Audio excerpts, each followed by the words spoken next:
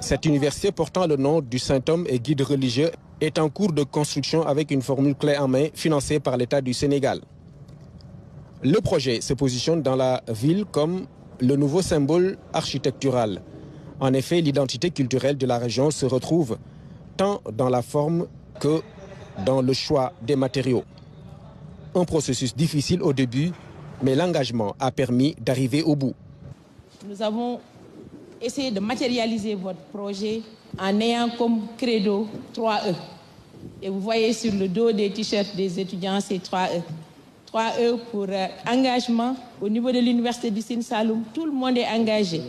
Nous ne sommes pas nombreux, mais nous sommes engagés. Le deuxième E, c'est expérience. Nous conjuguons et mutualisons l'ensemble de nos expériences pour tendre vers l'excellence et sur la voie de l'émergence. Donc, cher Président, merci pour ce joyau. USSEN a souffert. Pendant les 5 dernières années, nous étions dans des locaux d'emprunt, dans des locaux loués. Et c'est le moment de remercier l'éducation nationale. Parce que l'éducation nationale nous a ouvert ses portes.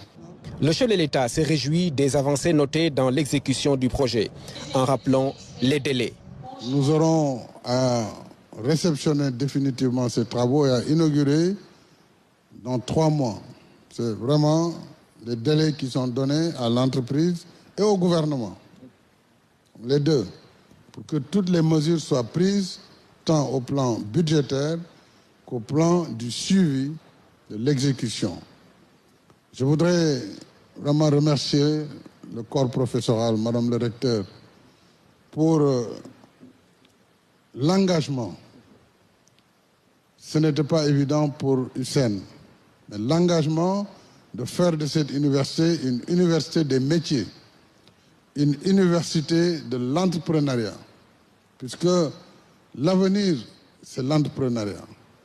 Et la jeunesse doit être formée à pouvoir entreprendre. On doit l'encadrer dans cette perspective et l'accompagner par des financements appropriés pour en faire demain des agripreneurs, en faire des entrepreneurs dans tous les métiers qui sont les métiers qui seront enseignés dans ce beau temple. Avec ces bijoux, les étudiants sont dans de meilleures conditions. Le président Macky Sall en appelle à leur responsabilité. Vous savez, la vie étudiantine est une vie courte. Vous devez en profiter pour vous former, acquérir les connaissances qui devront vous préparer pour affronter la vie. Ce n'est pas une vie qui s'éternise. On peut demander, revendiquer, mais ce n'est pas la vocation de l'étudiant. La vocation de l'étudiant, c'est d'étudier, de finir et de sortir, trouver une perspective pour soi-même, pour sa famille et pour son pays. Donc vraiment concentrez-vous. L'État a mis énormément de ressources dans le secteur de l'enseignement supérieur et de la recherche. Tout ce qu'on attend, c'est d'avoir un produit qui soit en adéquation avec l'investissement. Et non pas investir pour ne rien récolter. Les prémices sont dans l'exposition que le président de la République a visitée.